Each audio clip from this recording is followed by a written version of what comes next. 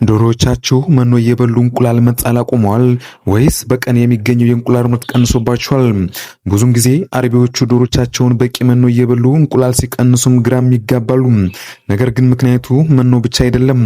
ዛሬ በዚህ ቪዲዮ ምንም አይነት ተጨማሪ ወጪ ሳታወጡ የዶሮቻችሁን የእንቁላል ምርት በየቀኑ 100% የምታሳድጉባቸውን 7 ቀላልና ሳይንሳዊ መንገዶችን በዝርዝር እናያለን።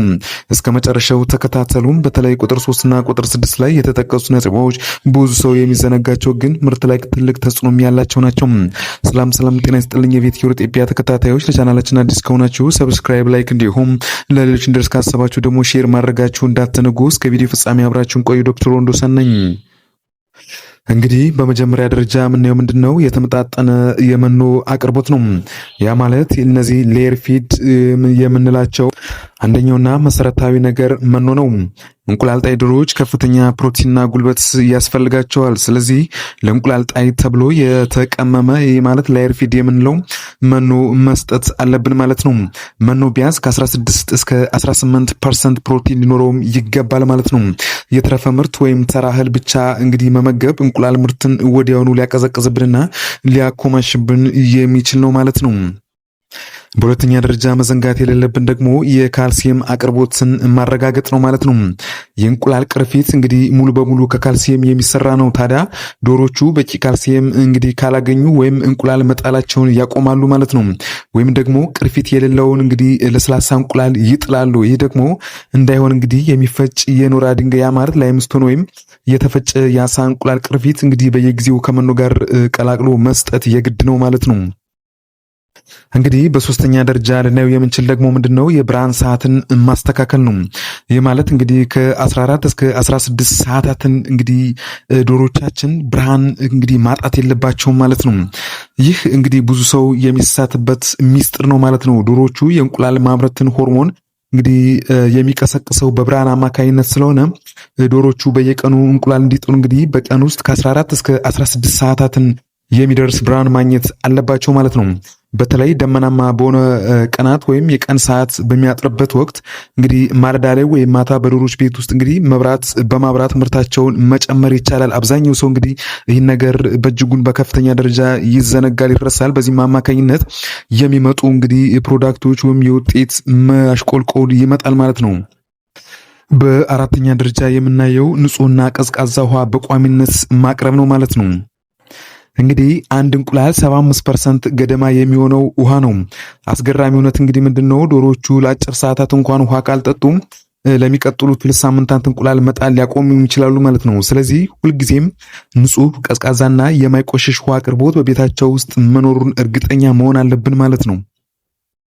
ስለዚህ እንግዲህ አብዛኞቻችን ወደዚህኛው ቢዝነስ ዓለም ስንቀላቀል እንደዚህ አይነት ነገሮችን በጣም ጥቃቅን የሚመስሉ እንግዲህ ከአካባቢያችን በቅርቡ የምናገኛቸው እጅግ ወጪ የማያስወጡ ነገሮች አሉ። እነዚህን በጥንቃቄ በማሰብ ማቅረብና ትርፋማ መሆን ይቻላል ማለት ነው። ሌላኛው በአምስተኛ ደረጃ የምንመለከተው እንግዲህ ምንድነው ምቹ የመጣያ ሳጥን ወይም ነስቲንግ ቦክስ ማዘጋጀት ነው። እንግዲህ ዶሮቻችን እንቁላል ለመጣል እንግዲህ ሰላማዊና ጨለምለም ያለ አስተማማኝ ቦታም ይፈልጋሉ። ስለዚህ ለእያንዳንዱ 4 ወይም 5 ዶሮዎች አንድ ምቹ የመጣያ ሳጥን ማዘጋጀት የግድ ያስፈልጋል ማለት ነው። ሳጥኑ ውስጥ እንግዲህ ንጹህ ጭድ ወይም ሳር ማንጠፍ ዶሮቹ በሰላም እንዲጥሉ እንቁላል እንዳይሰባበርና እንዳይቆሽሽ እጅጉን ይረዳቸዋል ማለት ነው። ለኛም ይሄ እጅጉን ቀላልና ምቹ ነው ማለት ነው ለመሰብሰብ። የመጨረሻውና እንግዲህ ዋነኛው እንግዲህ ማስታወስ ያለብን መዘንጋት የሌለብን ነገር ምንድነው ከጭንቀት ወይም ከስትረስ ነፃ የሆነ አካባቢ ለነሱ መፍጠር ነው ማለት ነው። እንግዲህ ዶሮቹ በቀላሉ የሚጨነቁና የሚደነግጡ ፍጥረታት በመሆናቸው ከፍተኛ ድምጽ፣ የውሻ ወይም የድመት እንግዲህ ትንኮሳም፣ በቤት ውስጥ እንግዲህ መጨናነቅና ድንገተኛ የአየር ንብረት መለዋወጥ ከፍተኛ ጭንቀትን ስለሚፈጥርባቸው ጭንቀት ደግሞ የዶሮን ሆርሞን እንግዲህ በማስተጓጎል እንቁላል ባንዴ እንዲያቆሙም ከፍተኛውን ሚና ይጫወታል ማለት ነው። ስለዚህ ዶሮችን ቤት ሁልጊዜ ሰላማዊና ጸጥታ የሰፈነበት እንግዲህ ቦታ ያስፈልጋቸዋል ማለት ነው። ሌላኛው መንገድ እንግዲህ ምንድነው የጤና ክትትልና ጥገኛ ተውሳኮችን መከላከል ነው ማለት ነው።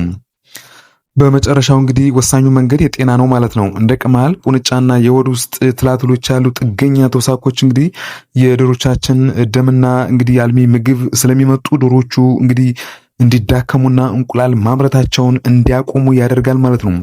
የዶሮን ቤት በየጊዜው እንግዲህ ማጽዳትና መርጨት እንዲሁም የትላትል መድኃኒት አስፈላጊ የሆኑ ክትባቶችን በወቅቱ በመስጠት ምርታማነታቸውን አስተማማኝ ስለሚያደርገው በከፍተኛ ሁኔታ መከታተልና ማድረግም ከኛ ይጠበቃል ማለት ነው። እንግዲህ እነዚህን 7 ቀላል መንገዶች በተግባር በመተርጎም ከዶሮ እንግዲህ አርቢዎች ጋር እርባታችሁን የምታገኙትን የእንቁላል ምርት እንግዲህ በከፍተኛ ሁኔታ ማሳደግ ትችላላችሁ ማለት ነው። የዛሬው መረጃ እንግዲህ ጠቃሚ ነው ካገኛችሁት ቪዲዮውን ላይክ ማድረጋችሁን እንዳትረሱ። ለቻናላችን አዲስ ከሆናችሁ ደግሞ እንግዲህ ስለ ከብት ዶሮና ጠቅላላ እንግዲህ የደረጃ እንስሳት እንክብካቤና ምርታማነትን ሳይንሳዊ መረጃዎችን በጊዜው ለማግኘት ቻናሉን ሰብስክራይብ አድርጉን፣ የደውል ምልክቱን ተጫኑ። ሐሳብ ወይም ጥያቄ ካላችሁ ኮሜንት ላይ ጻፉልኝ፣ በደስታ መልሳለሁ። በቀጣይ ቪዲዮ እስከምንገናኝ ሰላም።